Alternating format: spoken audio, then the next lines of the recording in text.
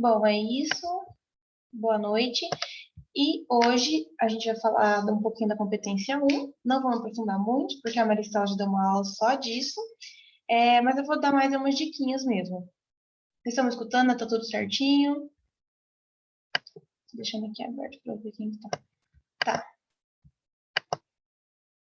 A competência 1, o que é essa competência 1 que a gente tanto fala aí? Ela é o domínio básico da norma culta, então a gente tem que estar ali alinhado com o português, com a língua portuguesa, para conseguir tirar 200 pontos nessa competência. Ela é um critério tanto quantitativo, que ela vai olhar ali a recorrência, tipo assim, quantas vezes você cometeu aquele erro, quantas vezes você errou a vírgula, quantas vezes você errou a acentuação de uma palavra, sabe? A gente vê bastante isso, porque o corretor, ele às vezes, um erro ou outro, ele pode deixar passar. Se você errar uma vírgula inteira a sua redação, não vai ter problema, você vai tirar ali 200 pontos nessa competência tranquilo. Agora, caso você erre 5 vezes a vírgula, ele vai descontar uma pontuação. Outra coisa que também pode acontecer é um erro qualitativo, que a gente vai olhar a gravidade dele. Porque tem coisa que o corretor, ele não é um robô, né? O corretor, ele é uma pessoa que está ali corrigindo, um professor formado em linguagens, e às vezes ele pode deixar passar uma coisinha ou outra. Mas tem coisas que não dão para passar, sabe? Tipo, uma ortografia errada, por exemplo, é um erro mais grave. Por exemplo, se você pega, você vai escrever, vamos ver, uma palavra acentuada, vai escrever excesso. Você escreve excesso com um S só, por exemplo. E isso é uma vez só a redação inteira. Toda vez que você escrever excesso de novo, você vai lá e escreve com bonitinho do jeito que tem que ser. Tá até aqui no nosso slide, né? Ali embaixo. O seu corretor, ele não vai tirar nota, simplesmente não vai, porque ele viu que aquilo lá foi um erro, às vezes estava nervoso na hora de passar ali a escrita e acabou escrevendo excesso com S só. Então, ele não vai tirar a pontuação sua por causa disso. Já se ele vê que você escreveu excesso errado todas as vezes, você escreveu excesso mais de uma vez, ele vai descontar, porque ele está vendo que você está errando a ortografia daquela palavra, a grafia, na verdade, daquela palavra, e não que você simplesmente passou despercebido. Então tem que tomar cuidado nisso. Então a gente acaba perdendo pontos em excesso de palavras, se a gente repete muito aquela palavra. Por isso que eu falei para vocês, é sempre importante dar sinônimos. Tipo, se você vai escrever casa, não fica escrevendo casa, casa, casa. Escreve casa, moradia, e vai dando sinônimos para isso, entende? Para não ficar repetitivo. Porque às vezes a gente tem que usar uma ideia no texto várias vezes. Porém, a gente não pode fazer isso. Tem que pedir o pessoal aqui. A gente não pode fazer isso com uma palavra só, a gente tem que usar várias para conseguir ali. Aí, outra coisa, duplicação de palavras, escrever a mesma coisa 2 vezes, uma vez em cima da outra, sabe? Isso acaba descontando também. Ausência de palavras, por algum motivo, você está escrevendo lá a redação, passando a limpo. Esquecer uma palavra, provavelmente vai ter uma lacuna de sentido, que é uma lacuna semântica que a gente fala, e ele vai acabar descontando pontos também. Então, tem que tomar muito cuidado com isso. Atenção. Acentuação, ortografia, né, que é a forma como se escrevem as coisas, diferenciação de maiúscula e minúscula, tanto no começo de frase, quanto para nome de país, nome de pessoa, tem que tomar cuidado com isso. Pontuação, usar corretamente o ponto e vírgula, usar a vírgula, o ponto final em todos os finais de frase, final de parágrafo. Isso é muito importante, por isso que eu falo para vocês frequentarem as aulas da Alessandra, que ela dá essa parte de linguagens e interpretação também, e gramática. Então, frequentem, porque é a Alessandra que vai ajudar vocês a conseguir tirar 200 na competência 1. A gente aqui na redação, a gente só fica reforçando, mas vocês vão ver essas coisas mesmo lá com a Alessandra na gramática. Cuidado, então. Umas dicas que a gente dá para vocês. Eu falei na aula passada de esboço, planejamento e como vocês devem rabiscar a redação de vocês, entre aspas. Depois, quando a gente vai passar limpo para a folha da prova mesmo, a gente tem que fazer, antes de tudo, uma revisão. A gente pega o texto que a gente escreveu ali, tudo que a gente riscou, rabiscou, o que tirou, colocou, todas as ideias, lê e vê se tem que rabiscar mais alguma coisa, se tem que quais alterações que tem que ser feito, e depois vocês pegam e passam a limpo para a folha da prova mesmo. Mesmo depois que você já está com a redação passadinha, bonitinha, lá na prova,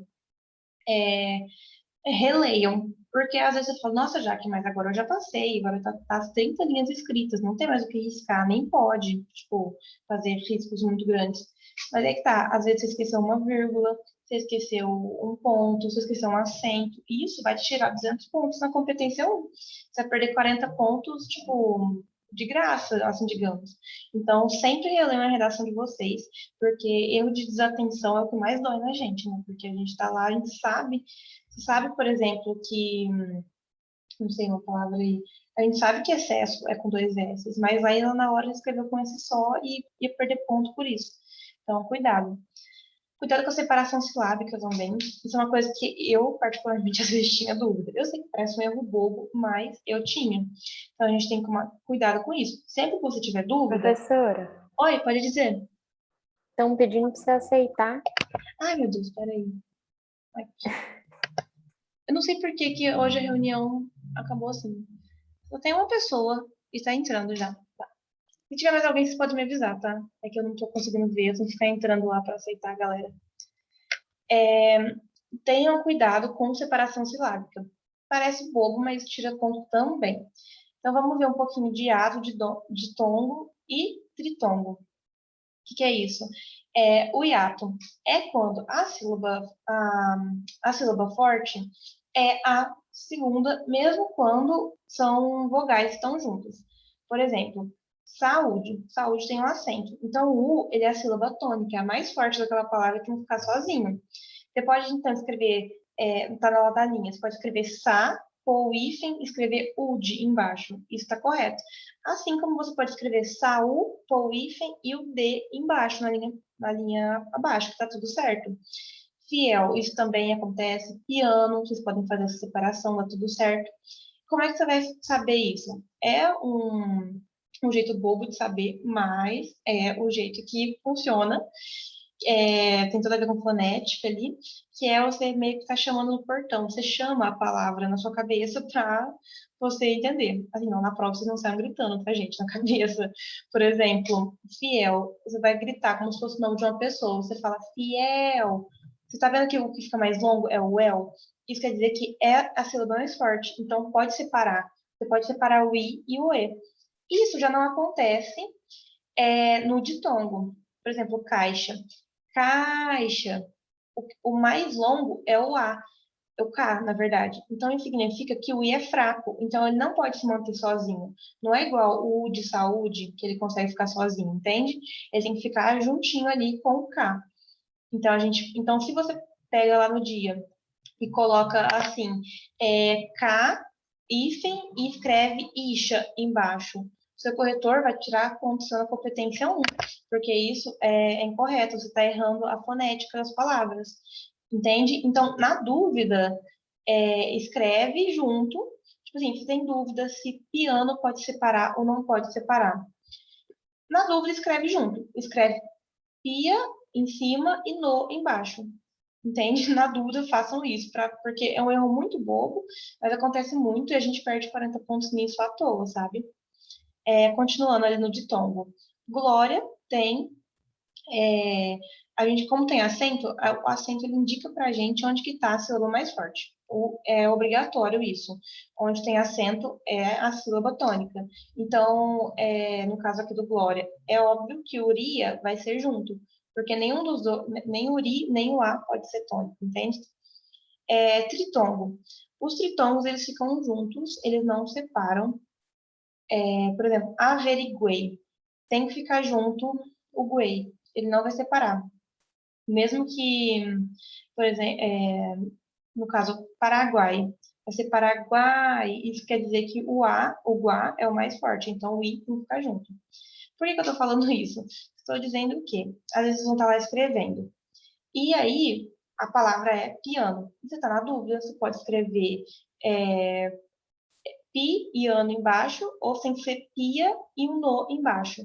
E aí, de repente, não cabe pia em cima. Aí você quer escrever o ano embaixo. No caso, esse caso aqui dá certo, vocês vão poder. Mas e se fosse caixa e você escrevesse K em cima e Ixa embaixo? Ia ficar incorreto. Então, compensa vocês deixarem um mini espacinho ali no final da frase e escrever o caixa inteiro embaixo, caso vocês tenham dúvida, do que colocar uma coisa que vocês estão incertos e errar. Essa é a dica, assim, é uma coisa que eu fazia muito. Às vezes, lá na hora você está nervoso, você não sabe ver sílaba tônica, eu só ignorava e falava, ah, não, então vamos escrever caixa tudo junto embaixo. Aí eu dava uma alongadinha na letra, na frase de cima, e continuava escrevendo embaixo. Era isso que eu fazia e não perdi pontos nas competências, então fica aí a dica. Agora vamos então passar para o tema da semana, que vai ser, na verdade, o aumento das ISTs e suas implicações na sociedade. Aqui, essas palavras que estão sublinhadas são aquelas que a gente viu, as palavras-chave. São as palavras que têm que aparecer no seu texto e na sua introdução, obrigatoriamente. Não tem como fugir. De aumento, IST e implicações. Se quiser sociedade, também fica bom, mas os três principais desse tema aqui são esses. Eles têm que aparecer, não tem outro jeito. Vamos lá, então. Os textos motivadores. Eu vou mandar no grupo, tá? Eu não mandei ainda, mas depois da aula eu já mando. Isso tudo é o que vai estar como se vocês estivessem abrindo o caderno do Enem lá na hora. Vai estar isso lá. O texto 1, eu coloquei o porquê que diferenciou, por que não é mais DST, porque não é mais doença sexualmente transmissível, e sim infecção sexualmente transmissível. Ele fala que é principalmente porque uma pessoa pode transmitir, mesmo se tem sem sinal e sem sintoma, porque doença obrigatoriamente tem que ter. Isso é de acordo com o Ministério da Saúde, tá? Tem todas as fontes lá nos textos motivadores para vocês. Então, a gente vai chamar de IST, tá? Porque nem sempre a pessoa vai estar doente, de ter a doença, de ter os sintomas. O texto 2, eu trouxe aqui para vocês, falando sobre o comportamento de risco, por que que as ISTs aumentaram no Brasil, e também tem alguns dados falando sobre o aumento do HIV, da sífilis, de algumas outras doenças, de acordo com o Ministério da Saúde também. Então, ele fala de uma campanha aqui no final. O texto 3, depois vocês leem com calma, tá, gente? Como se estivessem no dia. Aqui eu tô passando porque a gente tem várias coisas para ver. O texto 3 trouxe algumas ISTs, são muito conhecidas, são as mais comuns, que é a SIDA, que é a AIDS, né, porque a AIDS ela vem do inglês. A SIDA é em português, que é a Síndrome da Imunodeficiência Adquirida. O HPV, a clamídia, gonorreia, hepatite B, tem várias aí que a gente vai abordar. Aí tem o texto 4 e o texto 5. O texto 4, ele traz alguns dados de quanto aumentou, por que aumentou, fica as pessoas, principalmente falando sobre quanto as pessoas usam preservativo. Quem usa, quem não usa, por que isso. Está falando aqui alguns dados para vocês. E aqui tem uma charge, né, que é uma crítica, falando, olha, todos esses dominós estão caídos, porque eles está fazendo uma analogia, na verdade, né? Como se eles fossem pessoas, que eles estão passando as ISTs umas para as outras, ficando provavelmente doentes, tendo problemas por causa disso. E uma pessoa que, quando ela se protege, faz o uso do preservativo, ela consegue proteger várias outras. A gente consegue ver que os dominós da frente já estão em pés ainda. Ela consegue parar o contágio. Então, vamos lá para os contextos. Contexto histórico. Vou trazer isso daqui para vocês terem uma noção, vocês veem isso na história. Vocês podem falar isso na introdução, é interessante, por exemplo, só para fazer uma contextualizada. Lembra que a gente fala que não pode entrar no tema assim de cara, que a gente tem que fazer todo um contexto assim para começar. O contexto histórico que eu trouxe, principalmente primeiramente sobre o termo, não sei quem já escutou, mas também são chamadas de doenças venéreas, as ISTs. E por que isso? É uma referência a Afrodite, a Vênus, né? Venérea, Vênus, que é a deusa, ela é tanto da região grega como romana, ela só muda de nome, que é a deusa do amor, da sexualidade. Então, faz uma referência a ela, porque é uma doença que passa por meio do sexo. Também tem outras formas, né? Por exemplo, a agulha costuma passar também, mas é principalmente em relação sexual. Aí, na Idade Média, a gente também pode contextualizar que as doenças eram vistas como um castigo, que os homens estavam se comportando muito mal, estavam fazendo diversos pecados, e por isso Deus manda várias pragas. Essas pragas, elas podem atingir a colheita, fazer com que as pessoas comam mal, pode atingir a água, o solo, mas também atinge a saúde delas. E as pessoas acreditavam que as ISTs eram uma das formas com que Deus estava castigando elas, sabe? Tipo, mandando uma doença para mostrar para eles que eles deviam se comportar melhor e não da forma como eles estavam. Século XVI foi um dos surtos mais famosos que tem, né, na Idade Média, que é o surto da sífilis, que as pessoas estavam morrendo a rodo, assim, porque estava tendo guerra, estava tendo fome, estava tendo várias coisas, e uma das coisas que tinha foi o surto da sífilis, que é uma IST. E para vocês terem uma noção, uma contextualização de tempo, pensa, século XVI, né? Isso é em 1500 e pouquinho. E olha, apenas em 1905 que eles conseguiram ver a bactéria que causa essa doença, e só em 1910 que eles foram encontrar um tratamento.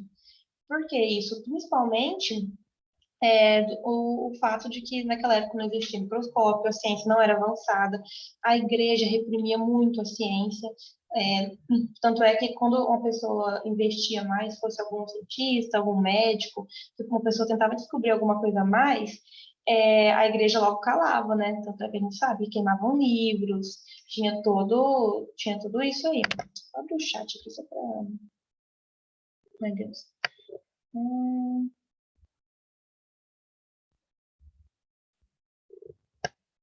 Peraí, depois eu te mando o chat, gente. Vamos para momentos. Então, vamos para as causas de antigamente. Por que as ISTs espalhavam? Como é que elas atingiam a população? Os patógenos, podia ser um vírus, uma bactéria, um fungo, tem várias, as ISTs são causadas de várias formas. Elas não eram reconhecidas pela humanidade. O ser humano não conhecia o que era isso, eles nem sabiam. Eles achavam que estava no ar, que estava na terra, que era castigo de Deus, mas porque ninguém estudava sobre isso. Não tinha microscópio, a ciência não era muito avançada, tinha os problemas com a igreja, os problemas com os nobres também, então acabava que não investigava, então ninguém sabia o que estava acontecendo. Então, em consequência disso, a maioria das doenças não tinha tratamento. Se tinha um tratamento, não era eficiente. Trouxe até um exemplo ali, né? O surto de sífilis, que a gente falou no slide passado. Como é que eles estavam tentando tratar isso? Eles faziam aspiração de mercúrio. A pessoa tinha que meio que cheirar o mercúrio. E isso causava problemas muito sérios para a saúde das pessoas, porque a gente sabe hoje em dia que o mercúrio é tóxico. Mas eles achavam que isso poderia curar de alguma forma. Esse é só um dos exemplos, viu? Porque eles tentavam de várias formas. Tentavam ervas, plantas, cristal, rocha, coisa assim, para tentar oração também, né? Para que era muito ligada à religião. Tentavam curar de várias formas e acabavam não dando um jeito. Porque ninguém pesquisava, ninguém estudava, ninguém sabia nada que estava acontecendo. Você tem que pensar no contexto da Idade Média, né, que é aquilo bem precário.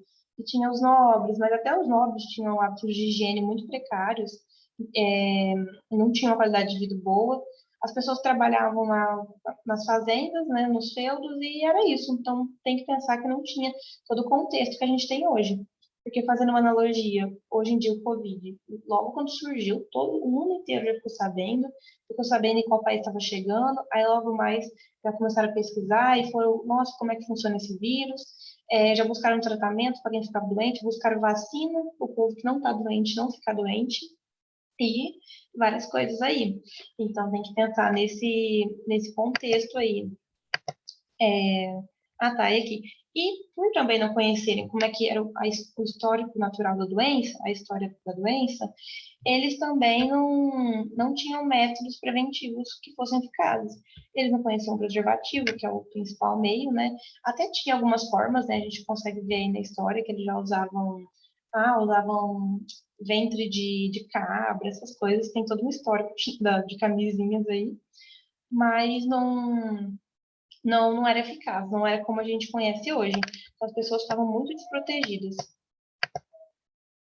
E as causas atualmente? Atualmente, eu falei do Covid, a gente conhece muito das ISTs, não conhece? A gente conhece como é que elas funcionam, como é que faz para pegar, como é que faz para não passar. Quando a gente pega, o que elas atacam? Tem IST que ataca os órgãos genitais, outros atacam, enfim, várias partes do corpo, ataca a pele. Hoje em dia a gente já sabe.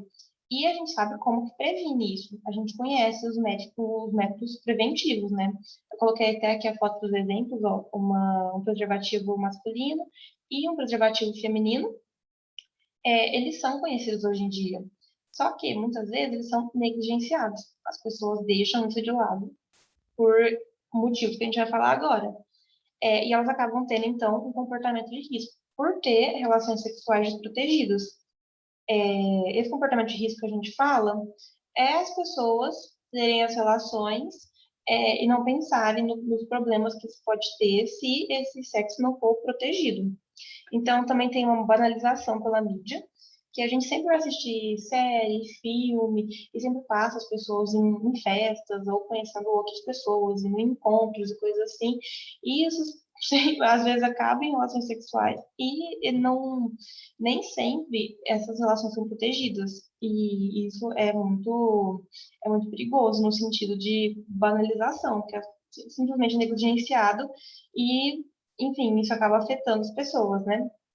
Eu coloquei aqui como a menor parte é sobre ignorância, sobre como funcionam os métodos, porque uma outra pessoa, principalmente quando essa pessoa não tem muito acesso à tecnologia, não teve acesso à escola, porque, infelizmente, na realidade do nosso país, isso é uma coisa que existe, essas pessoas podem acabar realmente não sabendo como que como que usam esses meios, onde encontram esses meios, porque a gente sabe que os preservativos são gratuitos e tem postinhos, tem universidade, às vezes em escola, e a gente sabe disso, mas eu sei que tem muitas realidades que as pessoas não conhecem, e não conhecem a importância de usar esses meios, né? Se a gente pensar aí, uma cidadezinha pequenininha lá do interior do Amazonas, da, entende? Às vezes não tem o contexto que a gente vive aqui. Eu coloquei aqui como a menor parte, porque a maioria que a gente vê hoje em dia é realmente sobre a banalização. E tem outra coisa, que a geração atual, ela não se amedronta com a doença, não tem medo, diferente da geração passada. Por quê? Eu trouxe um exemplo que é morte de pessoas que eram muito conhecidas no mundo todo, como o Freddie Mercury. Não sei se vocês sabem, ele fazia parte de uma banda chamada Queen, era muito conhecido, muito famoso, e ele contraiu a SIDA, que é a AIDS, e acabou morrendo aí depois de um tempo. E isso chocou a década passada, porque era uma década que as pessoas estavam tendo maior liberdade sexual, começaram a amplamente usar, tipo, preservativo, não preservativo, mas souberam que ele existia, começaram a ser incentivados, começaram a utilizar anticoncepcional e tiveram uma liberdade sexual maior.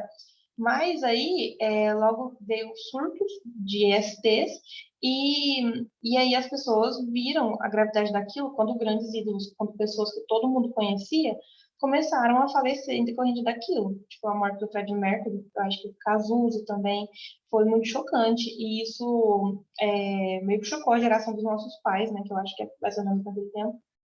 Mas, hoje em dia, como teve um tempo aí que as ISTs diminuíram, a gente meio que esqueceu disso e hoje em dia as pessoas voltaram a ser negligentes com aquilo.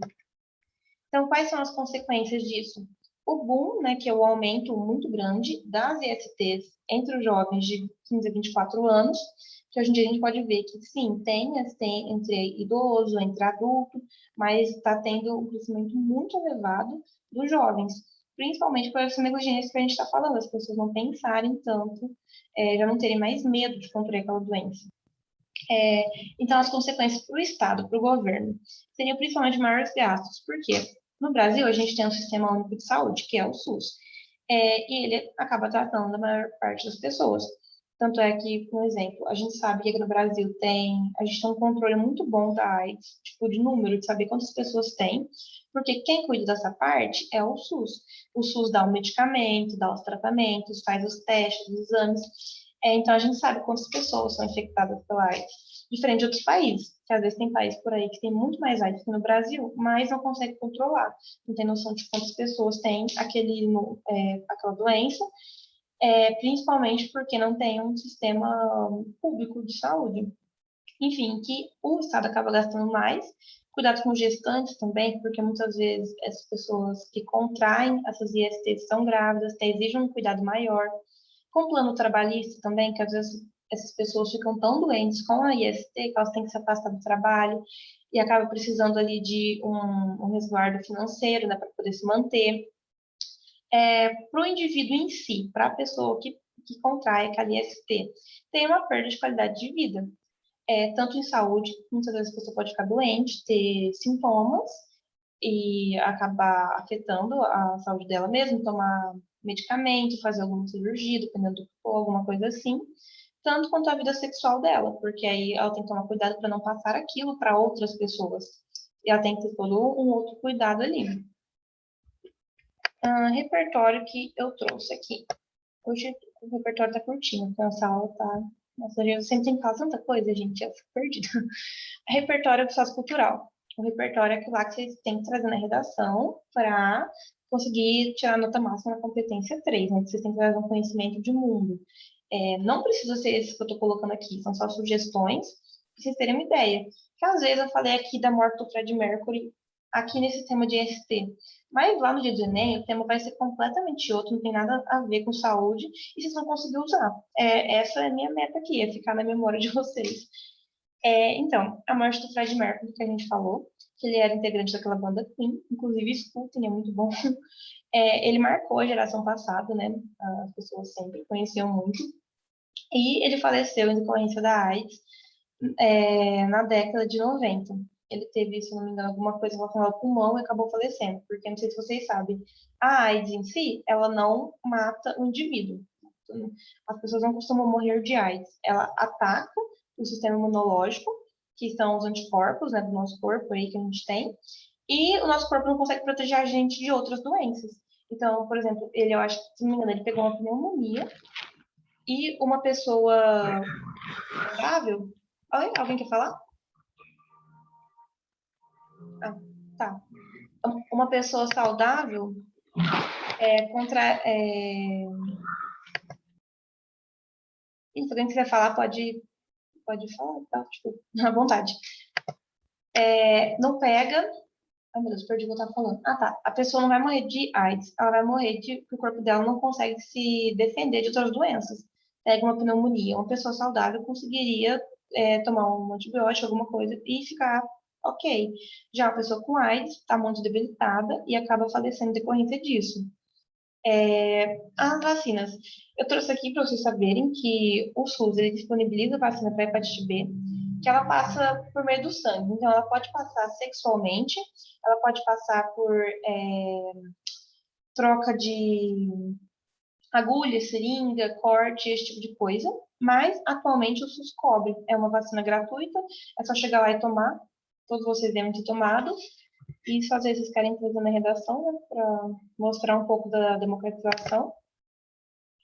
Porque essa democratização tem a ver com o quê? Com a Constituição Federal de 1988.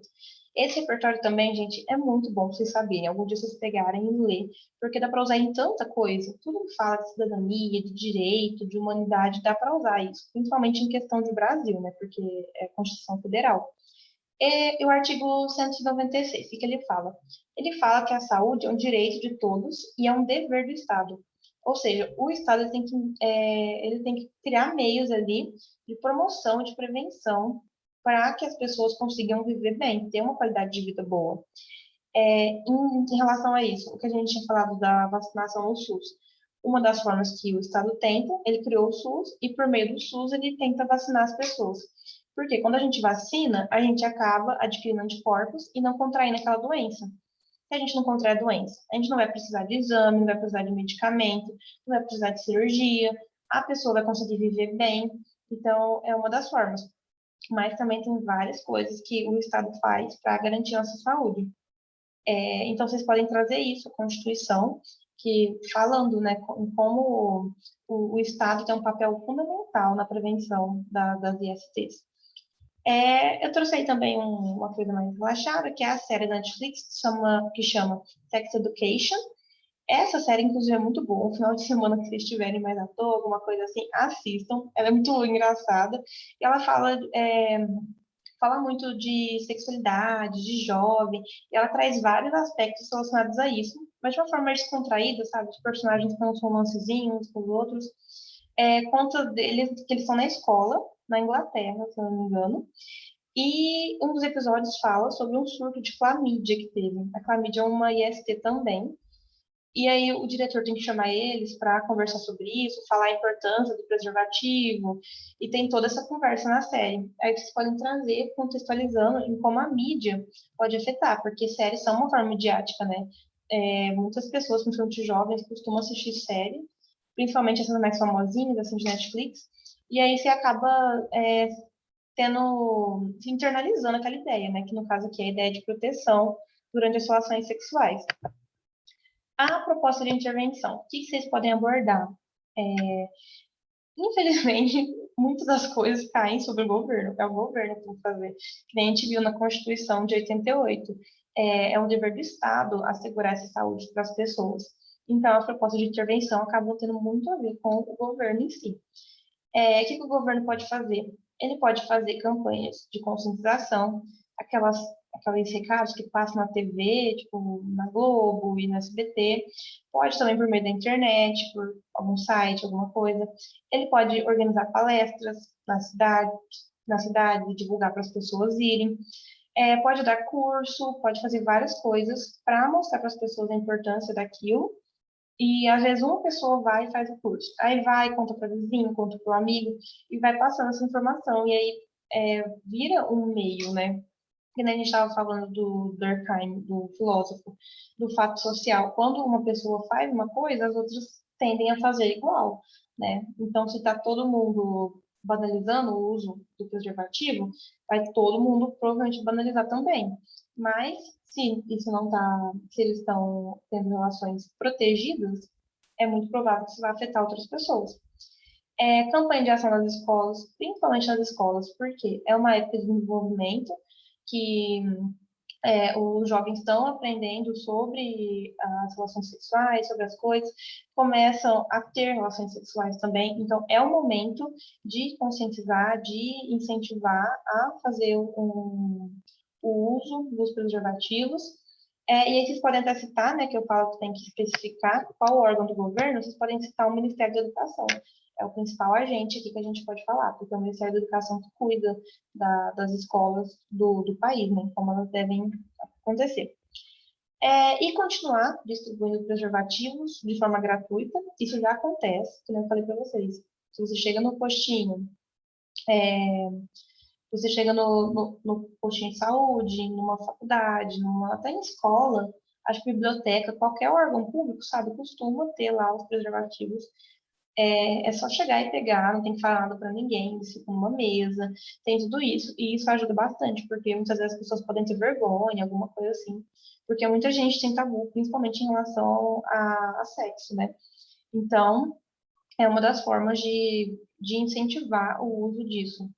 Tem preservativo tanto masculino quanto feminino.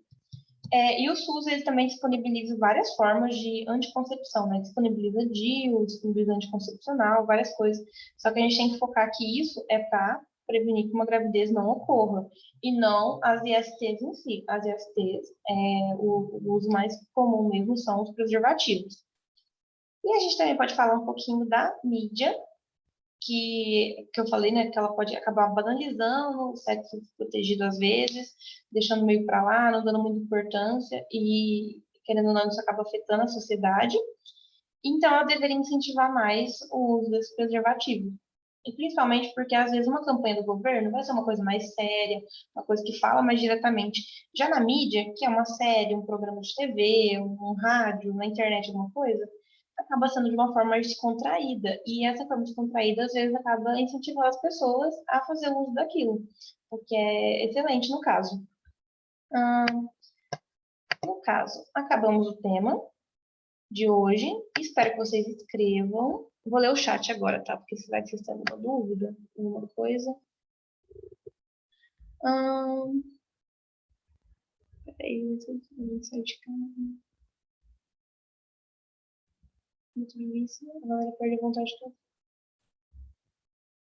Aqui o caso também faleceu de AIDS. Muito obrigada por. Eu falei, mas eu tava meio incerto, assim, se era ou não era. As músicas são perfeitas, assim. Ai, gente, eu amo muito Queen, sou muito suspeita a falar. Nossa, sim, é difícil não citar o governo, e mesmo se não fosse no Brasil, eu acho que é um papel que é muito do Estado, sabe? E principalmente porque aqui, no caso, como a gente tem o SUS, cuidar da saúde é papel do governo. Em outros países, tipo, os Estados Unidos, eles não têm tanta preocupação assim, né? Eles fazem uma outra coisa. Tipo, regulamentar os restaurantes para que eles não estejam fora das normas de higiene. Mas, às vezes, uma cirurgia, uma coisa assim, as pessoas têm que pagar para ter. Não é gratuito, que nem aqui no Brasil. É que eu não sei se vocês sabem, mas o SUS não é só isso. O SUS também, tipo, o SUS, ele olha a nossa água. A água que a gente recebe em casa tem uma qualidade, é tratada pelo mecanismo do SUS. Também, o que eu estou falando? Restaurante, eles olham, está tudo de acordo com as normas. Isso é essencial, sabe? Deixa eu já parar aqui. Nem sei como é que eu paro de gravar.